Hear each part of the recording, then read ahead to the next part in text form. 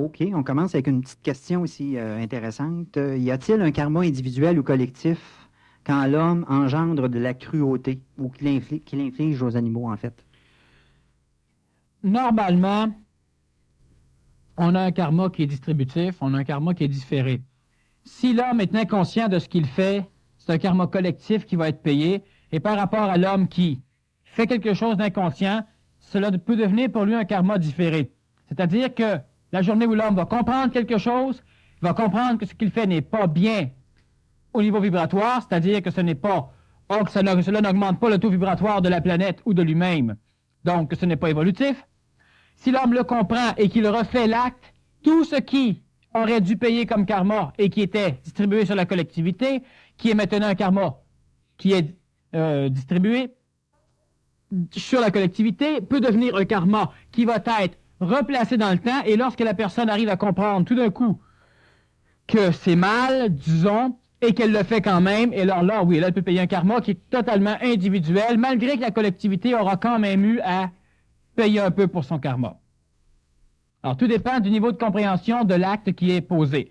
Vous allez à la chasse pour rien, ou encore vous êtes jeune et vous écrasez des écureuils, ou des grenouilles, ce qui est plus conventionnel, et à un moment donné, vous finissez par découvrir l'utilité de la vie, soit l'écologie, le rôle de la grenouille dans tout un écosystème animal.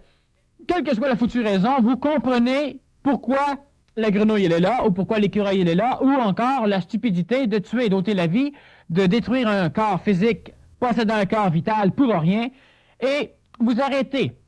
Le karma, il est distributif, c'est tout le monde qui va avoir à le payer, et c'est un karma qui est mineur. À un moment donné, vous recommencez les mêmes actes, mais vous avez compris. C'est totalement différent, et le karma différé vous tombe sur le nez, vous allez payer pour tout ce que vous aviez fait dans le passé relatif au même genre d'acte. Alors, ça dépend du niveau de compréhension de l'individu. J'en ai une bonne. Noé a-t-il fait des expériences génétiques pour nous donner les mouches et les maringouins?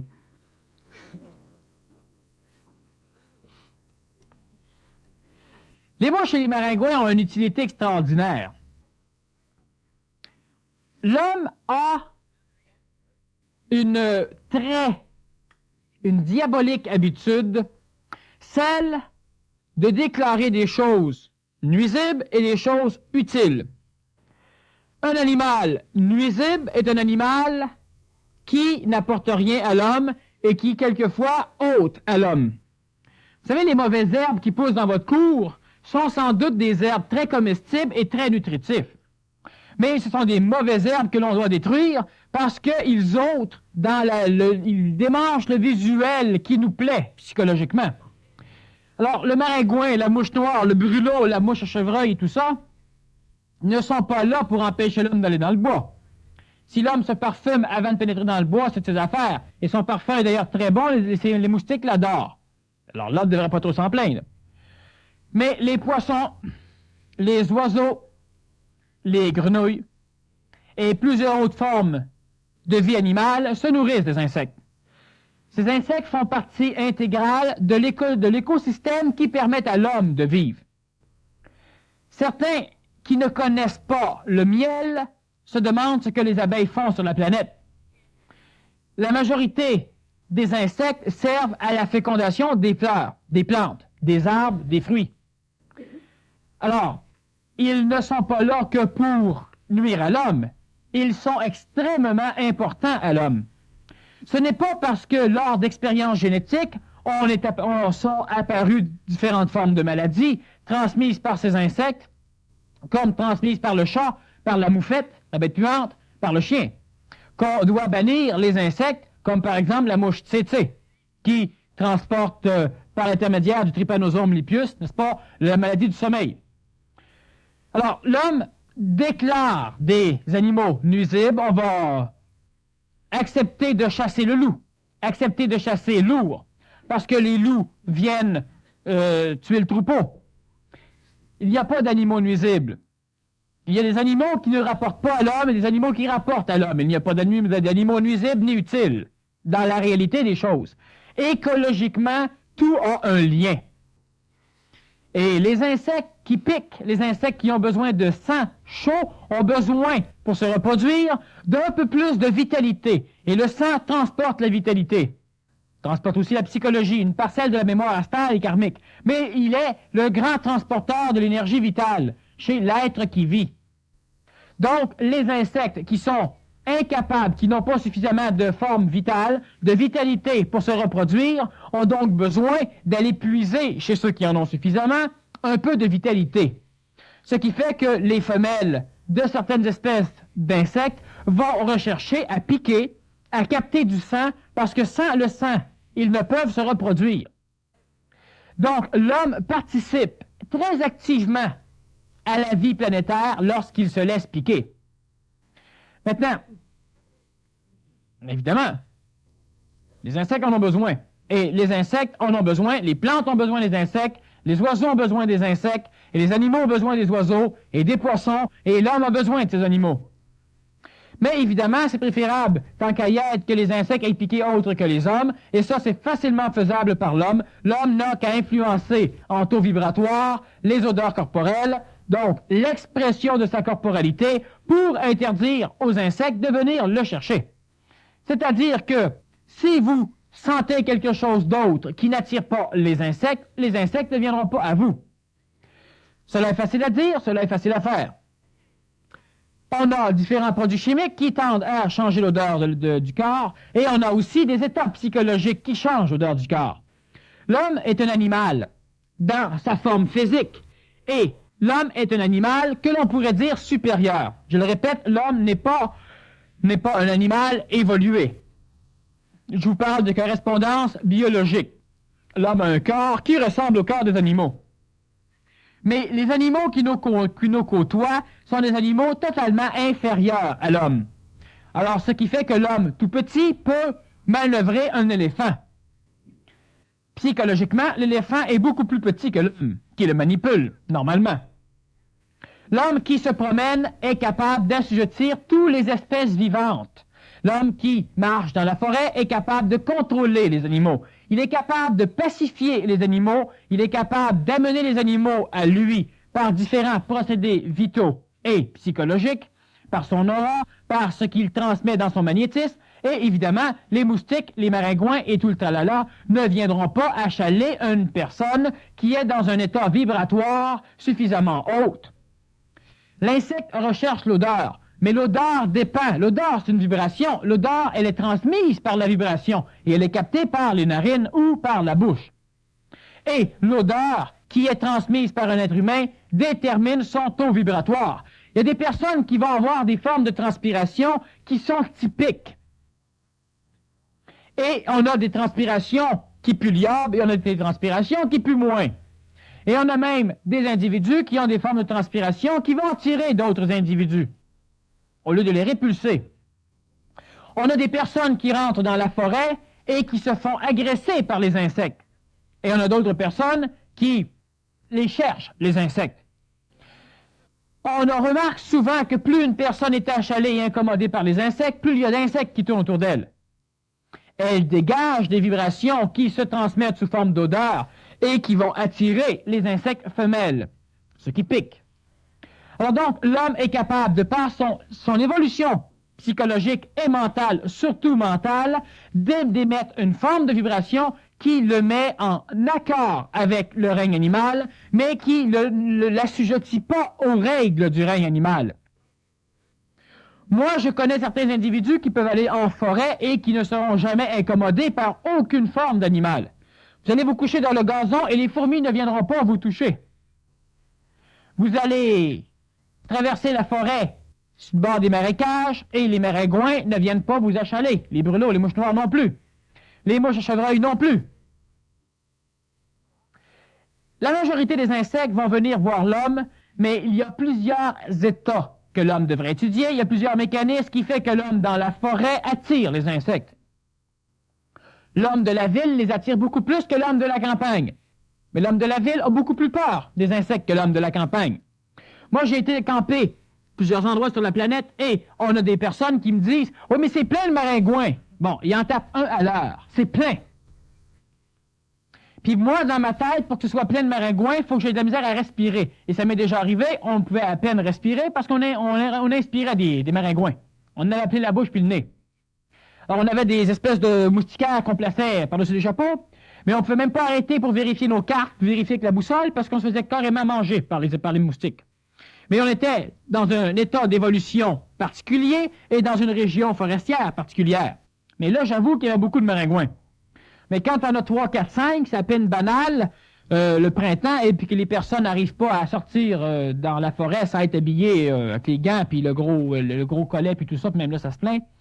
C'est simplement parce que psychologiquement, ils émettent des vibrations qui attirent les insectes. Alors donc, Noé n'a pas créé les insectes lui-même. Les insectes étaient déjà existants avant Noé.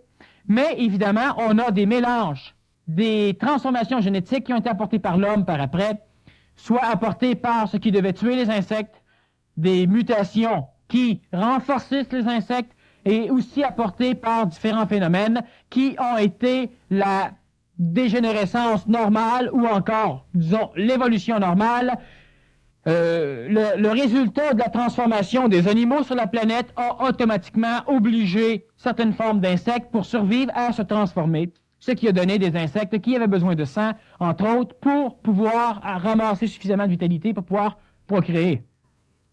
On demande ici s'il y a un avantage à posséder un animal chez soi, et puis s'il y a des races de chiens ou de chats qui sont différents par leurs caractéristiques, exemple le siamois. Le siamois est un chat qui a été élevé surtout pour le culte. Donc, évidemment, le siamois est un chat qui est plus dangereux, parce que plus évolué, plus indépendant. Et les chats de garde sont des siamois. Le chat siamois, on lui coupe souvent la queue, pour faire traditionnel. Le chat a besoin de sa queue, il s'en sert pour plusieurs choses, se retrouver, émettre son émotion, hein, il l'exprime par la queue et par les oreilles, comme la majorité des animaux d'ailleurs vont exprimer leur émotion par les oreilles et par la queue, sauf le chien qui va pouvoir lui avoir la bouche, la langue et évidemment son système vocal pour exprimer son émotion. On ne verra jamais un cheval se lamenter, mais on va voir un cheval les oreilles dressées droit, prêt à mordre. On ne verra pas un chat se lamenter, c'est extrêmement rare. Le chat va parler, il émet des vibrations parce qu'il recherche, il parle à des entités. Le chien va parler à l'être humain, il va parler à sa psychologie. Alors, ce qui fait qu'évidemment, comme dans les races de chiens, comme dans les races de chats, on a des chats qui sont plus raffinés au niveau de la vitalité, qui sont plus dangereux, qui sont plus individualistes, qui sont plus maîtres. Comme tout à l'heure, François se plaisait à dire. Et effectivement, le chat fait beaucoup plus office de maître et le chien de disciple.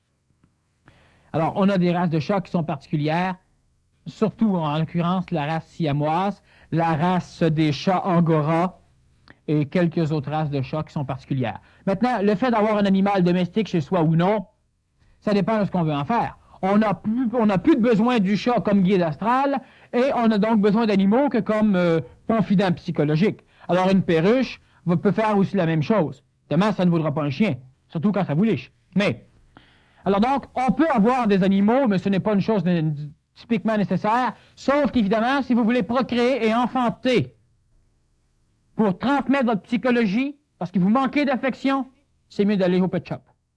Beaucoup plus intelligent, en tout cas, que d'avoir des enfants simplement pour pouvoir leur transmettre de l'affection ou encore en recevoir d'eux autres.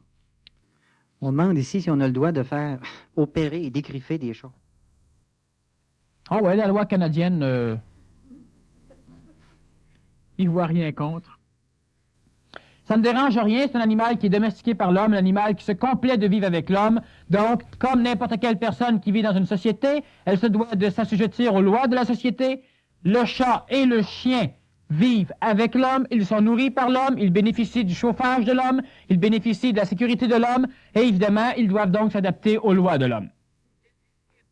Alors, ce qui fait qu'au niveau karmique, au niveau quoi que ce soit, il n'y a aucun problème de dégriffer un chat.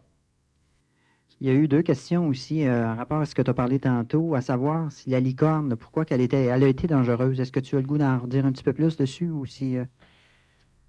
Non, la licorne, c'est un animal fabuleux, un animal qui est représentatif chez l'homme de phénomènes plus diaboliques, c'est-à-dire que l'homme croit souvent que la licorne est un animal fabuleux qui a une symbolique positive, une symbolique pacificatrice, une symbolique qui est spirituelle, qui peut diriger. C'est un animal divin. C'est un animal divin, mais qui a échoué, c'est-à-dire qu'il a été trop divin, trop intelligent, trop humain, sans avoir le corps de l'homme. Par contre, il avait différentes possibilités, dont celle de manipuler l'homme.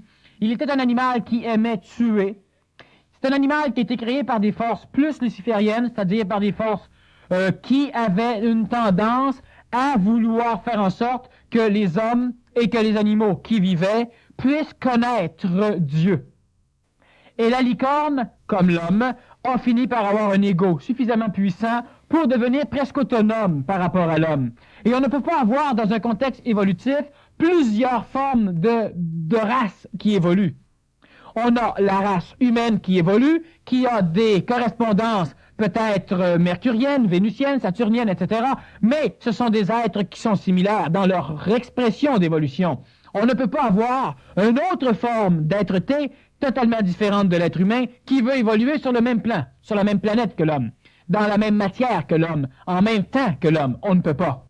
Et la licorne a failli devenir un autre schéma évolutif. Évidemment, à l'époque d'évolution, il luttait donc contre l'homme, il a servi l'homme, mais il a surtout essayé d'asservir l'homme. La licorne est un être créé par des entités que l'on appelle négatives, que l'on appelle noires, par des entités plus lucifériennes. D'ailleurs, Noé était un être luciférien. Et l'homme qui descend sur la planète, la majorité des hommes sont dirigés par des êtres lucifériens, des êtres de lumière, et Noé n'a pas créé la licorne. Par contre, on a des êtres qui n'étaient pas asservis par l'obscurité de l'époque, qui ont voulu créer un animal qui pourrait, avec l'homme, évoluer. Et la licorne a été un animal suffisamment dangereux, comme plusieurs autres animaux qui sont présentement relégués dans la mythologie, dans la légende, mais qui ont déjà eu une existence corporelle. OK, pour résumer celle-là, ici, les animaux, en fait, les animaux carnivores qui mangent des hommes, est-ce que, par mémoire, cette mémoire-là les aide à évoluer? L'animal carnivore qui mange l'homme, non, parce que l'animal n'est pas en évolution. L'animal n'est pas en phase évolutive comme l'homme.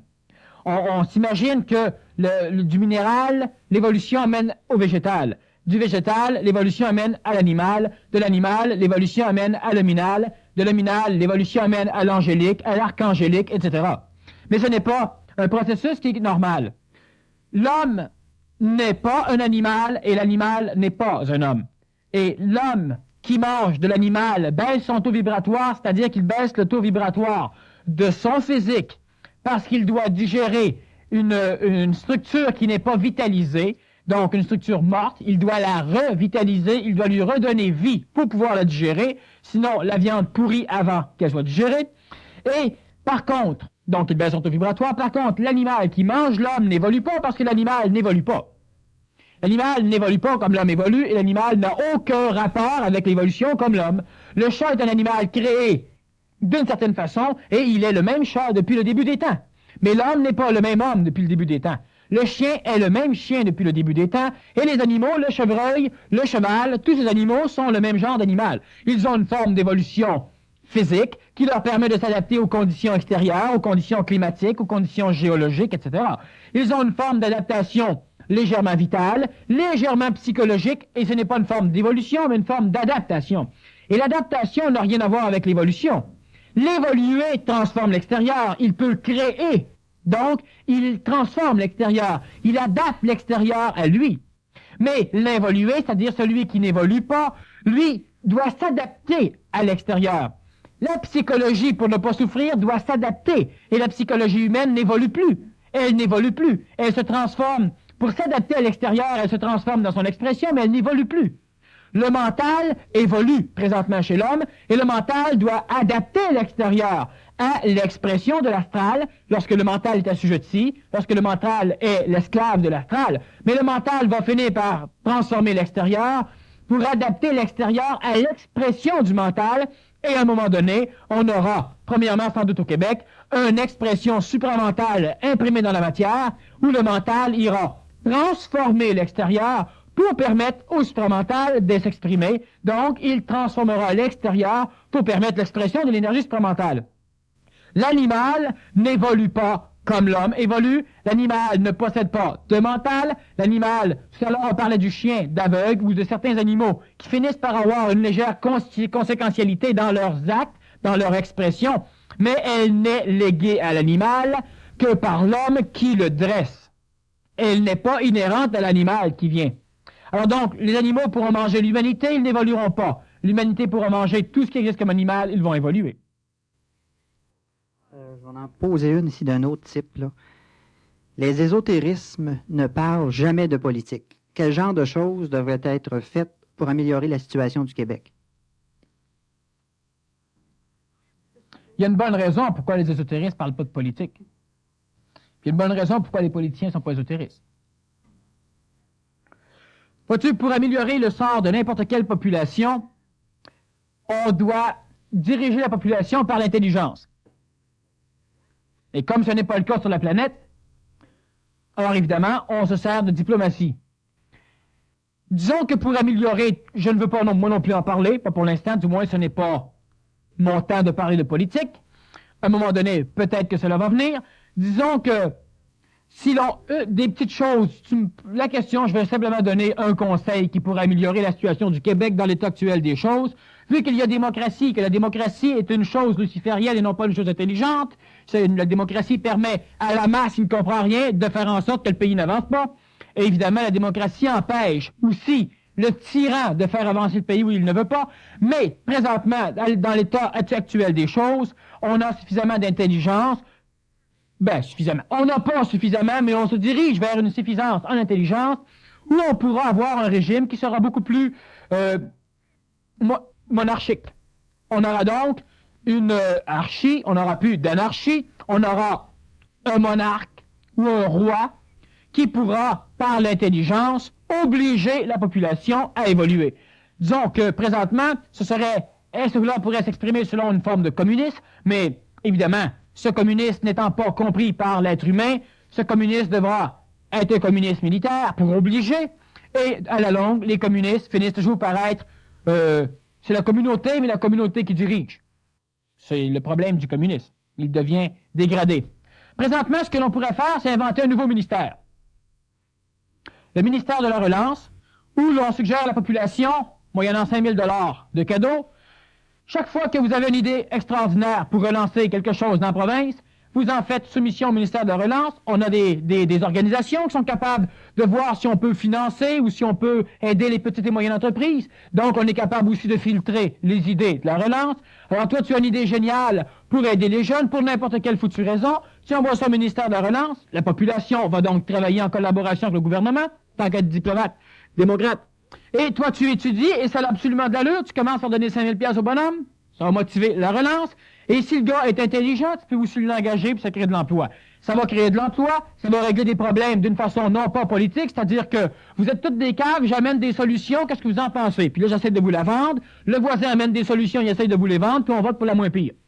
Alors, à un moment donné, si on aurait un ministère de la relance, bien évidemment, tout le monde pourrait essayer de penser, puis quand tu as une idée qui a de l'allure, tu suggères dans l'éducation, tu suggères, tout le monde aurait leur mot à dire, on aurait du monde qui pourrait étudier, évidemment, encore là, il faut choisir le monde. Alors, ce serait une solution qui serait, n'importe quel parti pourrait facilement avoir des cotes de plus pour entrer au pouvoir, s'il pourrait émettre l'idée d'un ministère de la relance. Chacun aurait son mot à dire, puis si tu as une idée qui a de l'allure, qui peut fonctionner, qu'on essaye, ben on peut aussi te financer. Énergétiquement, on fait un échange, tu aurais 5 000 $. Alors, même la personne qui sort d'université, qui a des diplômes en administration, qui n'a pas d'emploi, qu'elle s'assoie chez elle, puis qu'elle réfléchisse à des idées qui ont de l'allure, qu'elle en fasse part au ministère de la Relance, ça a de l'allure, elle va se faire financer pour le temps qu'elle a perdu, et puis on aura des idées pour avancer. C'est pas tout ça, toutes les intelligences du Québec sont pas toutes au niveau du parti politique qui est en place, hein? Une autre ici au niveau des animaux. Qu'arrive-t-il lorsque des hommes ou des femmes ont des relations sexuelles avec des animaux? Que se passe-t-il au niveau de leur évolution, de leur comportement? Bon, c'est une bonne question. C'est des choses qui arrivent assez fréquemment. Ben, fréquemment, en tout cas trop fréquemment. On a des endroits dans la province de Québec qui sont des centres d'accueil pour monstres. Et dans ces monstres, on a des centaures. Hein? On a des loups-garous. On a différentes espèces d'animaux qui sont stériles, qui ne peuvent pas reproduire, et qui sont souvent des résultats d'accouplement entre une femme et un animal. On a, évidemment, ces êtres ne sont pas viables. Ils servent surtout à expérimenter, du moins ils ont servi longtemps à expérimenter les médicaments entre l'animal et l'homme. On avait ceux-là. Ils vivent rarement plus que jusqu'à l'âge de 12 ans. Ils ont souvent des membres flasques, pas d'os, transparents, donc pas de coloration au niveau de cutané. Enfin, on a différentes choses qui arrivent dans ce genre-là. Évidemment, pour le règne humain, c'est une évolution très barbare. Il n'y a aucune entité évolutive qui se réincarne dans ces enfants, parce que ce ne sont pas des corps qui peuvent admettre une vibration d'un être qui évolue, d'un homme. Et pour la personne qui va avoir à vivre ces choses, évidemment, elle a un karma relatif très pénible et elle amène un karma involutif au niveau d'une région, un karma collectif qui est assez dangereux. Il y a des dangers. Ce ne sont pas toutes les formes d'animaux, d'animal qui peuvent réussir à engendrer chez la femme, mais il y en a. Et il y a des accidents réguliers entre un animal qui normalement ne peut pas être fécond chez la femme et qui tout d'un coup devient fécond. Et on a eu l'apparition de temps en temps d'ovules fécondés par deux spermes, un sperme humain et un sperme animal. Et on a eu différents phénomènes dans le genre qui ont donné des jumeaux mi-humains, mi-hommes. On en a parlé au niveau des traditions, au niveau des animaux mythologiques, mais on a encore de temps en temps des apparitions de choses dans le genre. On est de plus en plus enclin à les tuer, à les déclarer non viables, et on ne comprend pas toujours, enfin le médecin n'arrive pas toujours à comprendre qu'est-ce qui a pu engendrer ce genre de choses. On a vu aussi dans certains pays l'apparition dans l'utérus d'une personne d'un animal complet et normal. Mais c'est autre chose, ce sont des fécondations vibratoires, ce ne sont pas des fécondations conventionnelles. Mais c'est quelque chose qui, sous tous ses sens, est une manipulation absolument diabolique chez l'homme. Et l'homme a tellement souffert déjà parce qu'il a épuisé l'énergie vitale dans des relations sexuelles inutiles. En plus, si l'énergie vitale de l'homme s'en va chez l'animal, ou si l'énergie vitale de l'homme va servir à la nourriture et à la gestation d'une entité animale dans l'utérus de la femme, alors évidemment, il y a une dégradation vibratoire et énergétique, ce qui amène un karma assez pesant au niveau de l'humanité. Qu'est-ce que c'est que les êtres de lumière?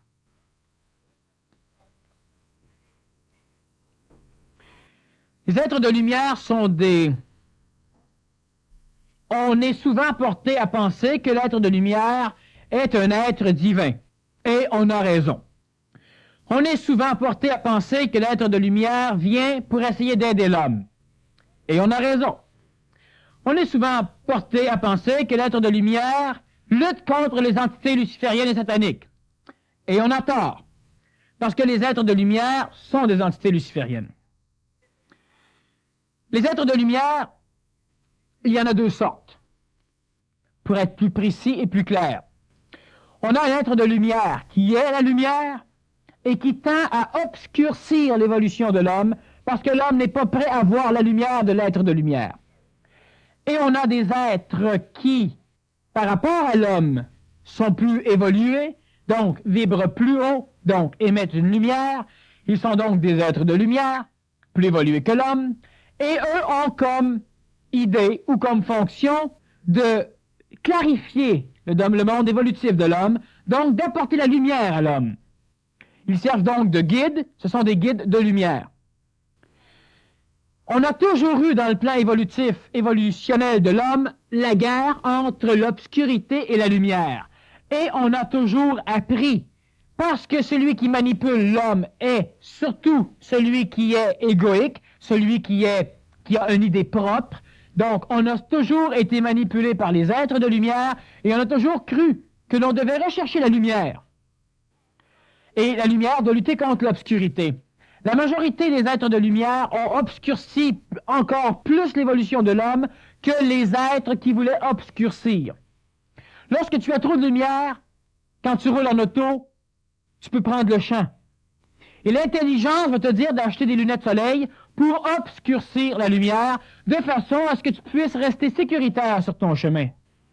Et on a donc des êtres de lumière qui tendent à essayer d'amener la lumière à l'homme, et des êtres de lumière qui tendent à essayer d'obscurcir la lumière pour l'homme, pour que l'homme puisse sécuritairement arriver à ce qu'il doit arriver. Parmi les êtres de lumière lucifériens, celui qui a donné la naissance, le père de l'humanité, notre père en tant qu'humain, et qui est Lucifer, celui qui a donné naissance à l'homme qui recherche la lumière, à l'homme qui recherche l'évolution, à l'homme qui n'a pas confiance à ce qui lui est donné, mais qui recherche plus, à l'homme qui braille sans cesse au bon Dieu pour avoir ce que le bon Dieu ne lui a pas donné à la naissance, donc à l'homme qui ne croit pas, qui a ce qu'il faut, à l'homme qui veut plus, l'homme qui est descendant de Lucifer. Ces hommes ont toujours été divisés en deux clans. C'est-à-dire que tu as eu une partie humaine qui a accepté l'obscurcissement donné par, disons, l'être de lumière primordial, appelons-le Dieu, pour aller avec les traditions ésotériques ou religieuses. Donc, on a une partie de l'humanité qui a accepté les voies de Dieu, celle d'être obscurcie et de voir le voile noir lentement se lever à leurs yeux pour laisser le temps, disons, aux yeux de s'habituer, pour ne pas être aveuglés. Les yeux, évidemment, sont l'énergie mentale qui doit lentement s'habituer aux vibrations pour ne pas être détruit par la vibration. L'énergie supramentale est donc un être de lumière et l'ajusteur de pensée est un être de lumière qui obscurcit l'énergie supramentale chez l'homme. Mais si on a un être de lumière qui tend à détruire l'ajusteur de pensée ou à diminuer l'effet de l'ajusteur de pensée pour que l'homme s'éveille à la lumière, l'homme va être détruit. L'homme va être détruit ou encore l'homme va s'éveiller à des choses qu'il ne peut comprendre parce qu'il n'est pas prêt et automatiquement on obscurcit et l'homme va énergiser son ego pour essayer de transformer l'évolution de l'humanité. Il devient donc un guide de lumière lui aussi. Il essaie de transformer l'humanité pour que l'humanité voit plus, mais que l'humanité puisse voir par des moyens qui ne sont pas tout à fait normaux. Ce ne sont pas des moyens de préparation évolutif. Tu as donc des guides de lumière qui vont obscurcir, c'est d'ailleurs le rôle de l'ajusteur de pensée, et tu as des guides de lumière qui vont tendre à vouloir t'ouvrir. Et la majorité des guides de lumière qui vont diriger les mécanismes de l'ésotérisme sont des guides de lumière lucifériens. La religion a habituellement été construite par des guides de lumière lucifériens, et la chute de l'homme, la chute de la race adamique, lorsqu'elle s'est mélangée à l'homme planétaire non prêt, non suffisamment mûr, a été dirigée par les êtres de lumière qui ont voulu plus rapidement donner un coup de pouce à l'évolution divine et ils ont voulu que la race adamique se mélange avec la race humaine, descendante des seigneurs de la Lune, pour que cette race humaine puisse voir la lumière plus rapidement. Mais les corps humains n'étant pas prêts, ils n'ont eu que suffisamment de lumière pour développer un ego dégueulasse qui a freiné l'évolution de l'humanité. Donc, on a dans les êtres de lumière deux formes, celui qui tend à obscurcir la lumière parce que c'est intelligent, et celui qui tend à ouvrir les canaux lumineux parce qu'il veut que l'homme découvre plus rapidement ce qui est dangereux et ce qui est l'apanage de Lucifer. Les forces sataniques sont légèrement autre chose, qui ont une tendance à diminuer le taux vibratoire de l'homme. Lucifer n'est pas satanique, mais Lucifer est luciférien, et Lucifer est un ange déchu, c'est-à-dire un être de lumière qui n'a pas su laisser les voies, disons, de Dieu s'accomplir selon le cheminement normal. Il a voulu les précipiter. Et lorsque l'on précipite, d'ailleurs le terme alchimique précipité vient avec l'idée même, lorsque l'on précipite, c'est-à-dire lorsque l'on tend à ramasser plus de possible d'énergie dans un laps de temps plus petit, l'on densifie. Et lorsque Lucifer a voulu précipiter l'évolution énergétique de l'humanité, il l'a densifié. Et comme une précipitation alchimique, c'est-à-dire que tu as quelque chose, si tu le précipites, il devient dense, il devient solide. Et on a donc eu un retard, une densification des égos, une densification des corps, une densification de tous les mécanismes de l'homme. Et on est arrivé avec un homme luciférien, l'homme que l'on connaît. À travers les hommes lucifériens, on a des hommes qui de temps en temps veulent s'en remettre aux dieux obscurcisseurs, c'est-à-dire aux énergies intelligentes. Et si on prend, par exemple, l'exemple de certaines personnalités qui dirigent l'évolution de l'homme vers l'énergie supramentale par l'intermédiaire de l'ajusteur de pensée, mais qui sont des êtres lucifériens, des êtres de lumière, pour la lumière et qui ont accepté à un moment donné de s'en remettre aux êtres de lumière qui veulent obscurcir. On a l'exemple du comte de Saint-Germain, qui est un être luciférien, un être de lumière qui était lumineux, c'est-à-dire qui était solaire, qui recherchait l'énergie du feu, et qui a fini par comprendre par l'évolution en Lémurie, en Atlantide et sur le continent européen et américain.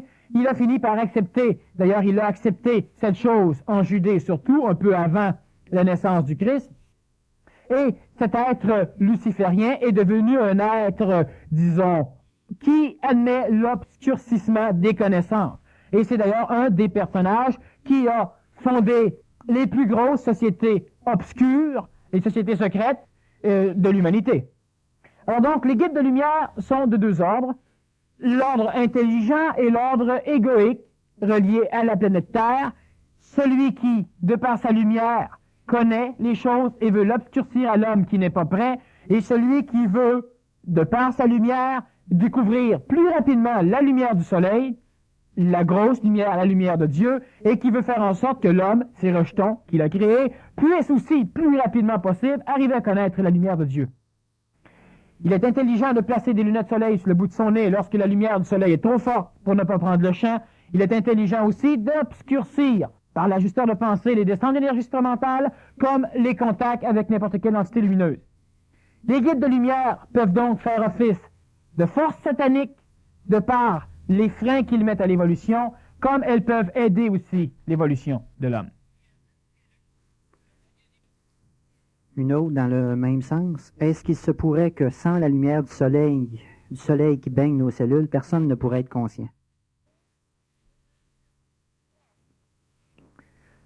La conscience, elle est inhérente au soleil, et effectivement, l'énergie solaire aide, anime au niveau du plan vital et au niveau du plan, disons, d'une espèce de forme de vitalité mentale qu'on pourrait appeler le Saint-Esprit.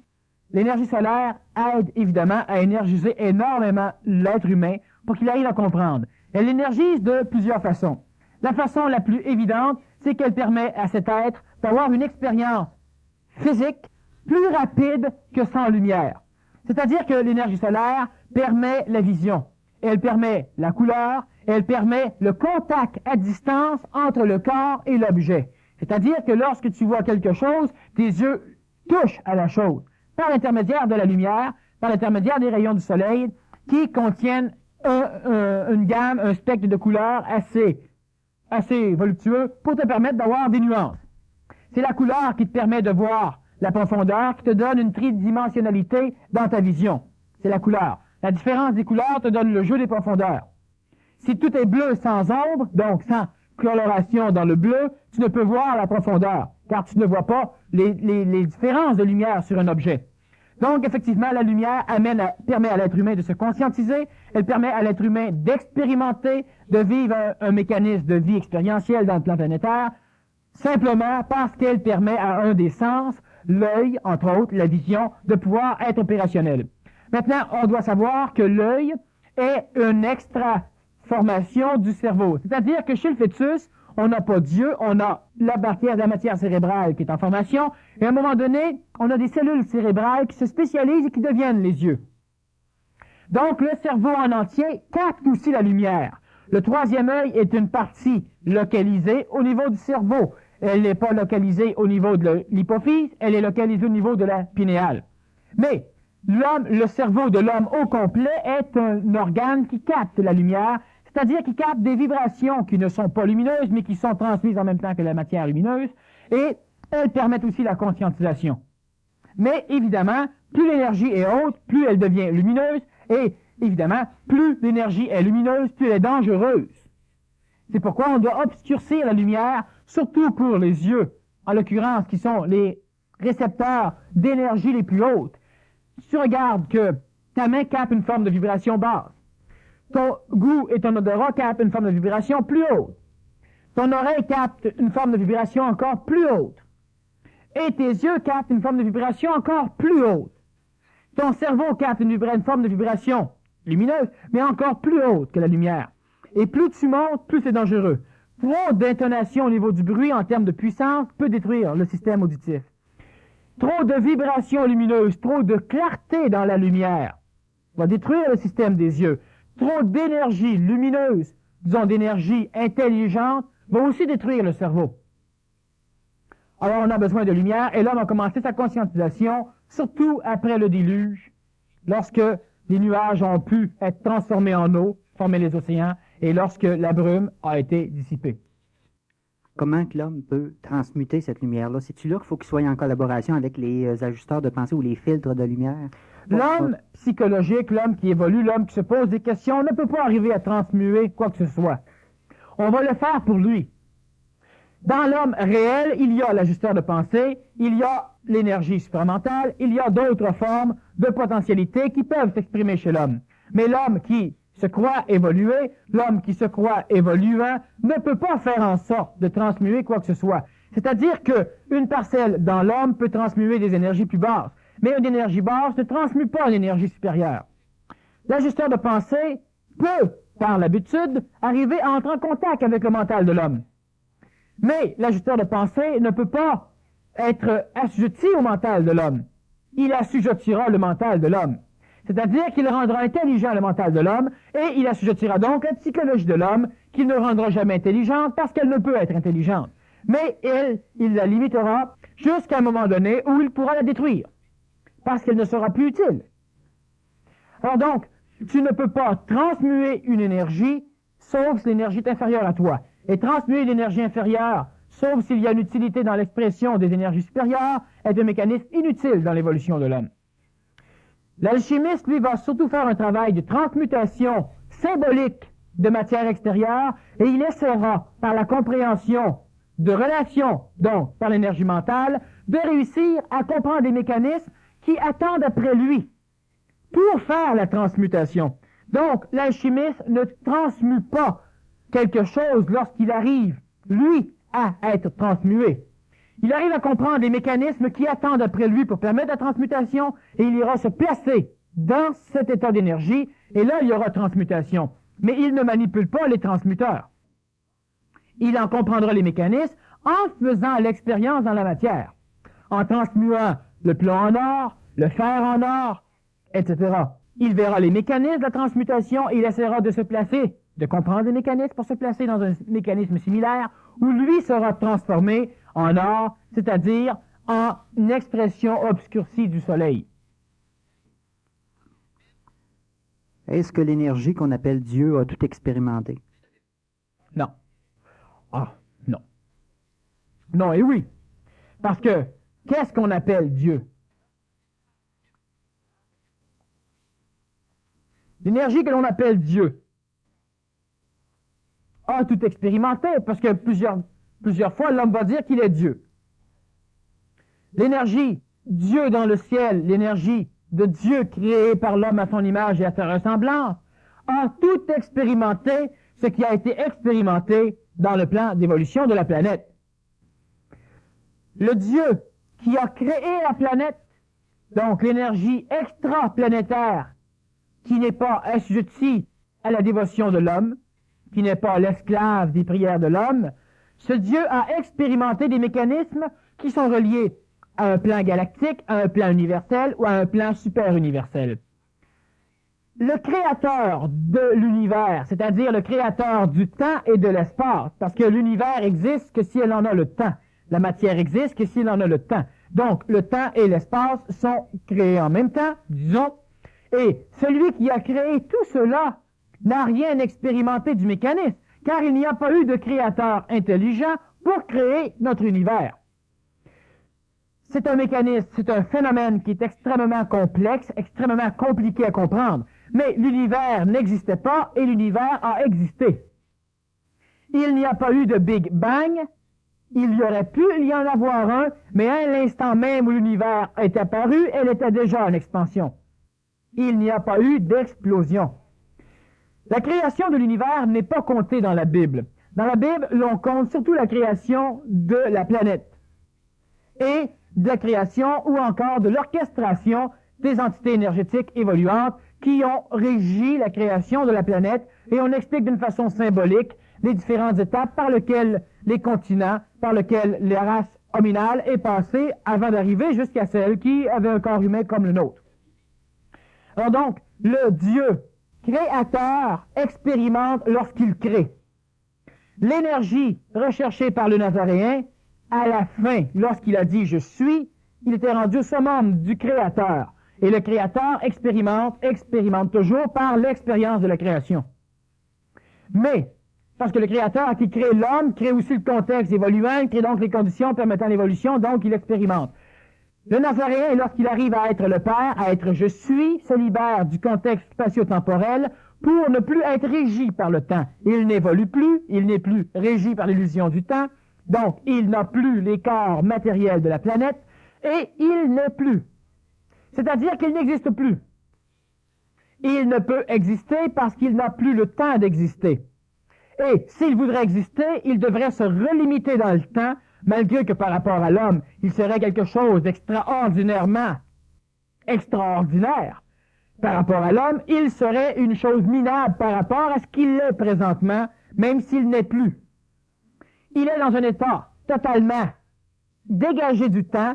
Quand on parle de l'état du non-être que le Tao a enseigné, l'état du non-être que Krishnamurti a propagé, l'état immédiat de être ici et maintenant, c'est évidemment un état qui devrait essayer d'être exprimé par la psychologie de l'homme. Mais l'homme qui évolue ne peut pas être ici et maintenant. Cela est totalement impossible, sauf s'il n'a plus de psychologie astrale, sauf s'il n'a plus de mémoire. Et lorsque l'homme n'a plus de mémoire, il reste existentiel de par sa mémoire vitale et de par sa mémoire physique. Il n'est donc jamais ici et maintenant. Il tend à se rapprocher de l'état d'être ici et maintenant. Mais le ici et maintenant existe qu'en excluant le temps. Et lorsqu'on exclut le temps, on exclut la matière. Donc, l'état d'être ici et maintenant, c'est une expression employée par l'ésotérisme intelligent pour essayer de définir un état d'évolution. Un état qui paraît très immédiat dans la psychologie, mais un état qui est irréalisable dans la réalité évolutive de l'homme. Sans temps, il n'y a pas d'espace.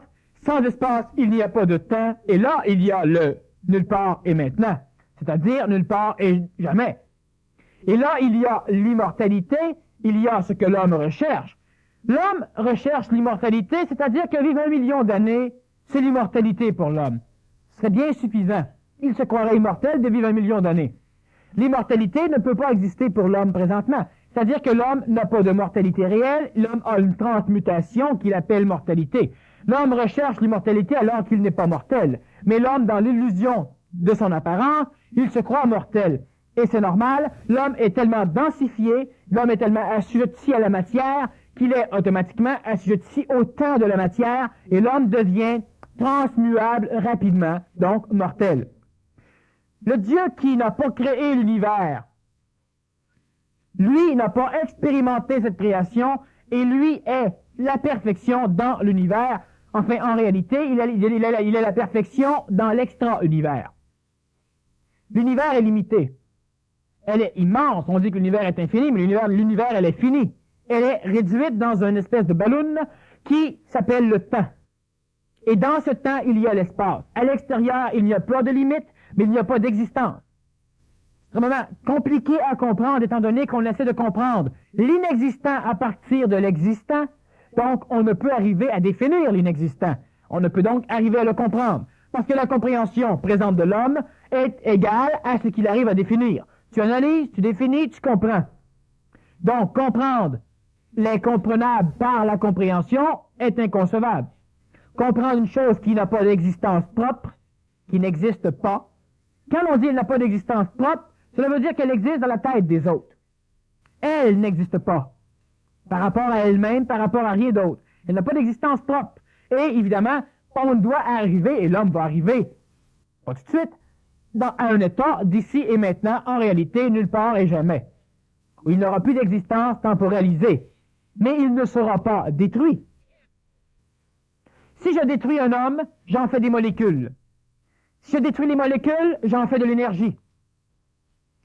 Et l'énergie, je ne peux pas détruire l'énergie. Si je détruis l'expression de l'énergie, j'en fais quelque chose d'autre. Donc, l'homme qui devient inexistant n'est pas détruit. Lorsque je détruis, je prouve l'existence et je continue à exprimer l'existence d'une chose. Dans un domaine existentiel, dans un domaine spatio-temporel, rien ne se perd, rien ne se crée, mais tout se transforme. Dans un phénomène inexistentiel, il n'y a rien, mais il y a plus que dans le phénomène existentiel. C'est difficilement abordable par la conscience. Je le répète que la conscience, elle est limitée à son expérience, elle est expérientielle, elle est limitée par l'expression permise par son schéma corporel, par ses neurones, par plusieurs phénomènes liés à la matière et au temps. L'homme n'a pas le temps de tout saisir l'intemporalité, donc l'homme ne peut le comprendre.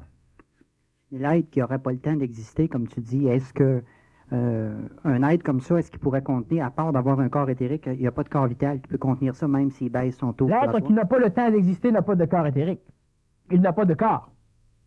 Dans l'éther supramental, comme dans l'éther vital, on a des limitations temporelles qui, par rapport à l'homme psychologique, sont tellement vastes que l'homme a l'impression d'une immortalité, d'une intemporalité. Mais il y a temporalité même au niveau supramental. Il y a intemporalité que dépasser le plan divin. C'est-à-dire que les termes sont très barbares. Supramental, ça a un peu d'allure. Mental supérieur, supérieur au mental, donc en vibration supérieure à l'énergie mentale qui est supérieure à l'énergie astrale. On a le plan bouddhique qui n'a rien à voir avec Bouddha. On a le plan divin qui n'a foutrement rien à voir avec Dieu. Et à l'extérieur de ce 7e ciel ou ce 3e cieux, on a l'intemporalité et l'inexistant. Alors, dans l'énergie supramentale, on a une limite temporelle qui est imperceptible par l'homme, et même si l'homme veut s'imaginer qu'il n'y a pas de limite dans l'énergie supramentale, l'homme se l'imagine qu'en inconnaissance ou en méconnaissance de cause. Il ne le sait pas.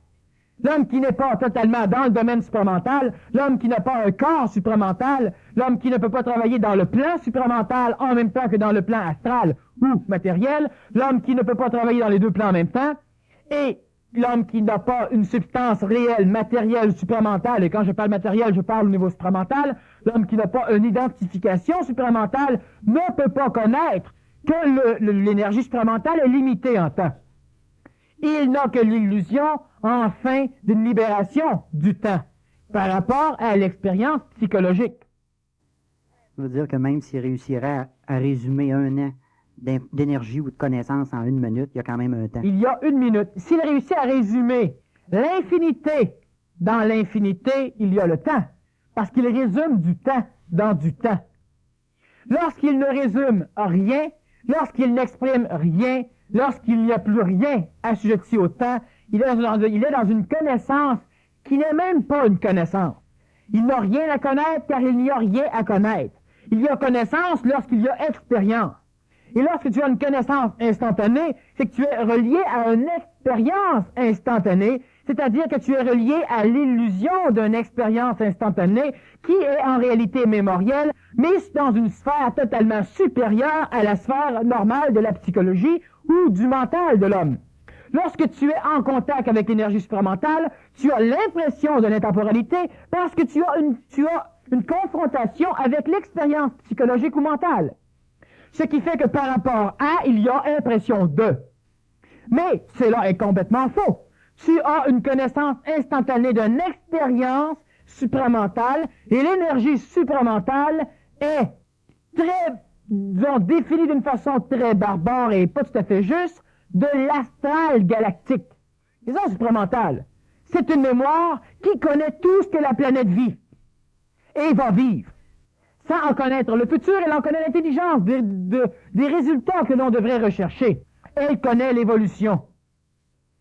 Et lorsque l'être humain est en contact, ou l'être planétaire est en contact avec une mémoire supramentale, ou avec l'énergie supramentale, et cette énergie supramentale, je dis, c'est de l'astral galactique, c'est faux. En ce sens qu'elle n'a pas de personnalisation égoïque, elle n'a pas de désir égoïque, elle n'a fichement rien à voir avec l'astral de la planète. Mais c'est une mémoire. Une mémoire dynamisée d'une façon différente, même que le mot mémoire, je vais chercher à un moment donné, puis je vais vous définir clairement ce que c'est, mais présentement, on peut penser que c'est quelque chose dans le genre. L'énergie supramentale est une expérience galactique et automatiquement l'être qui est en relation avec l'énergie supramentale connaît instantanément tous les déboires de la planète. Il a l'impression d'une connaissance instantanée. Je ne l'ai pas expérimenté, la planète ne l'a pas expérimenté, mais je le sais. C'est normal, tu le sais à partir de la connaissance de la galaxie. Alors donc, l'énergie supramentale peut se développer chez l'homme, peut relier l'homme par l'énergie mentale, et l'homme va expérimenter dans le temps l'énergie supramentale. Jamais il ne pourra l'expérimenter en dehors du temps, pour en avoir l'illusion. Mais ce ne sera qu'une illusion, et une illusion est toujours assujettie au temps. L'énergie supramentale, s'il est intemporelle, elle ne laisse aucune trace dans la matière temporelle. Et l'énergie supramentale laisse toujours une trace dans la psychologie de l'homme, et elle laisse toujours une trace dans la matière. Tu vas me dire, oui, mais l'être qui est relié à l'énergie supramentale et qui ne le sait pas, il exprime et il n'a aucune mémoire, il n'a plus d'ego, il n'a plus de mémoire, il n'a plus de plan astral.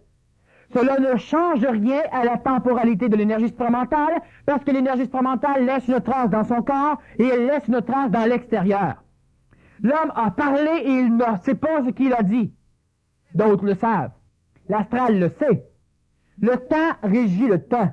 L'intemporel ne peut laisser de traces dans le temporel parce que l'intemporel n'existe pas par rapport au temps. Donc, il n'y a pas de place pour l'intemporel dans le temporel. Il n'y a pas de traces.